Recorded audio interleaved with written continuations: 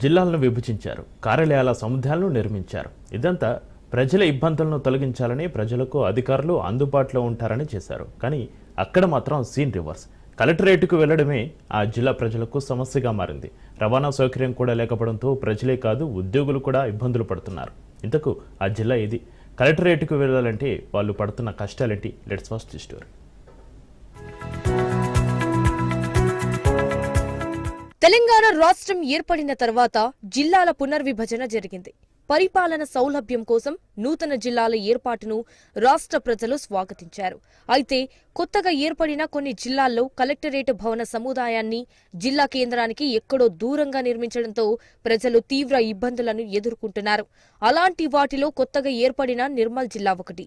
నిర్మల్ జిల్లాలో నూతన కలెక్టర్ భవన సముదాయం నిర్మల్ పట్టణానికి సుదూరంగా ఎల్లపల్లి గ్రామ సమీపంలో నిర్మించడంతో అటు ప్రజలు, ఇటు జిల్లా అధికార కార్యాలయ సిబ్బంది సైతం తీవ్ర ఇబ్బందులను ఎదుర్కొంటున్నారు. నిర్మల్ జిల్లా సంస్థ కలెక్టర్ కార్యాలయంలోని ఎల్లపల్లి గ్రామం వద్ద నిర్మించడం జరిగింది. ప్రజలకు కానీ సౌకర్యము దూరం ఉండటం వలన, ప్రజలు భారం భరించడం వలన నిర్మల్ ప్రభుత్వ పట్టణ కార్యాలయంల దగ్గర నిర్మిస్తే స్థానిక మహేశ్వర్ రెడ్డి ఎమ్మెల్యే గారు, మాజీ ఎమ్మెల్యే వేణుగోపాల్చారి గారు కొన్ని మార్లు చెప్పడం జరిగింది.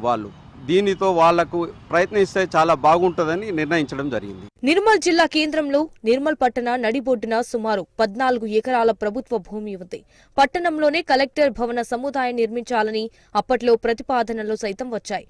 అయితే మాజీ మంత్రి తన సొంత లాభం కోసం పట్టణానికి సుదూరంగా భవన సముదాయం నిర్మించడం అప్పట్లో పెద్ద దుమారాన్ని లేపింది. ఈ విషయమై గతంలో పెద్ద ఎత్తున నిరసనలు వెల్లువెత్తాయి. నిర్మల్ జిల్లాలోని వివిధ ప్రాంతాల ప్రజలు తమ పనుల నిమిత్తం కలెక్టర్ కార్యాలయానికి చేరుకోవటానికి తీవ్ర ఇబ్బందులను ఎదుర్కొంటున్నారు.